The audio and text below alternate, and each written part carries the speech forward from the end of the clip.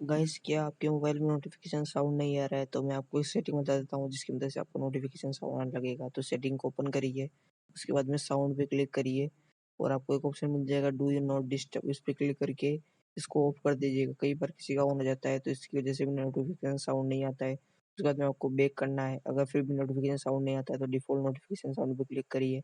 Then आप यहाँ से उसका रिंगटोन सेट कर लीजिए। अपने मोबाइल को एक बार रिस्टार्ट कीजिए आप। उसके बाद में आपका नोटिफिकेशन साउंड आने लगेगा तो किसी ने भी टिप कमेंट करके जरूर बताइएगा और नहीं वर्क करे तो कमेंट कर